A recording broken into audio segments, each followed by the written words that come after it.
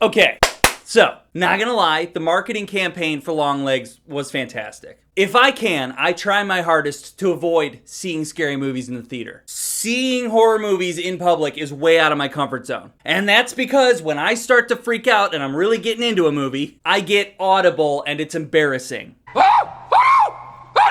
I will yelp, I will yell at the movie, I can't help it. They're coming in through the back door! But the marketing here was just so good that I had to drag my scared ass to the theater to face my fear. So was it scary? Let's just say that I yelled more than a few times. Grab the children! Save the children! In a full theater of people, it was embarrassing to say the least.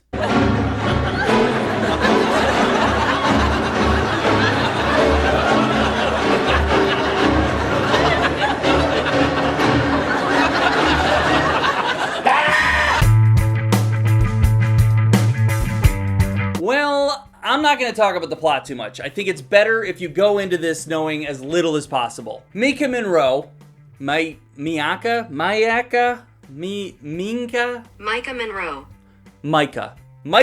is an FBI investigator. She gets brought into a case to help find a serial killer that leaves no trace behind, except these letters that need to be deciphered, and at the bottom is signed Longlegs. Micah Monroe is giving us such a good performance here. She's almost totally emotionless and cold. So when she does emote anything, it subtly conveys to the audience that whatever's happening is a big deal. Her performance heightens the tension in moments that are already tense. Nicolas Cage, my dude. He's usually in what, like 10 movies a year? And I'd say you usually get a really good performance out of Cage every like 4 or 5 movies. This is the best I've seen him since Pig, and Pig was 10 movies ago. I will say, once we finally see him, he does Cage rage a little bit. And people did laugh, but that's because they needed something to break the tension. And then they never laughed again. He is creepy as fuck, and I love that he wasn't front and center. He was ominous and mysterious, and when he was on screen, I felt the danger. He has this one scene. When it plays out,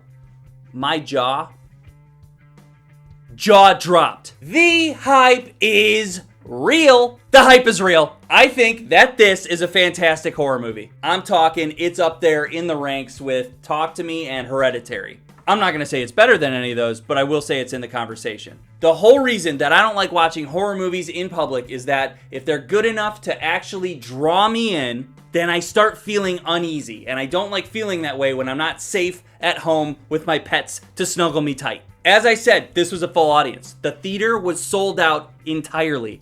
I haven't actually seen that in years. And when the credits rolled and everyone exited, I saw something I haven't seen in forever. There were crowds of people gathering outside just to talk about the movie. And when that happens, you know that this is a special movie. This is something that got people talking and couldn't wait to get home.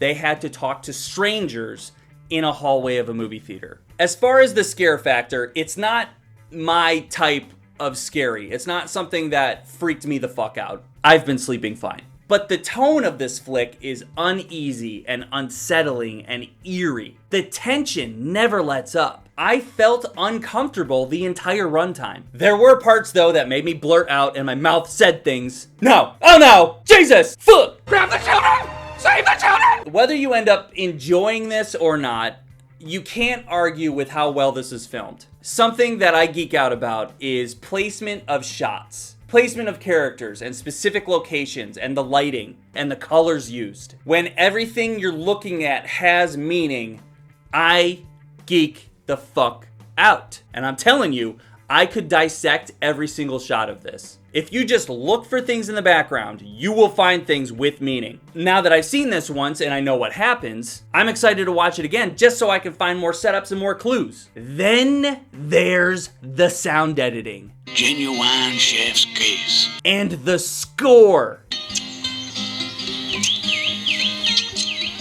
And everything just meshes together in this webbing of creepiness. I thought the story was very well done. The way that they piece together the puzzle of this mystery is so graceful. And once these pieces fall into place, the story picks up momentum. And then you see some fucked up shit, and it's awesome. Unconventional, too. I was on my toes a few times with events that I didn't expect to happen when they happened. Also, this is set in the mid-90s. There are no cell phones. Fuck yeah, there's no cell phones. I do have the tiniest nitpick. As far as the story goes and the direction that it goes in, I wonder, did we need to go in that direction? It absolutely works, and I know people will talk about the direction it went in for years. But I wonder if we could have kept it a certain way without bringing in anything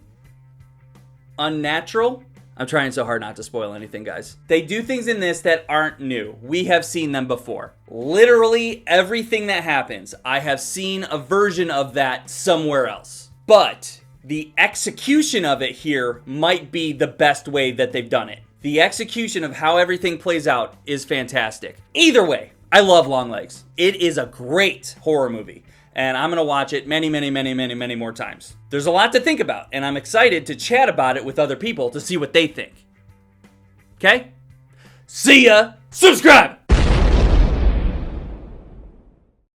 Listen! I'm gonna say there's some satanic shit going on in this movie, and they try to hide it. But did you motherfuckers think that I wouldn't notice Sabrina the Teenage Witch is in this? Did you actually think that I wouldn't notice? You didn't think that I wouldn't make that connection? Longlegs is a part of the Sabrina the Teenage Witch universe, and this is all a big episode that's playing out in her head. Nailed it! Grab the children! Save the children!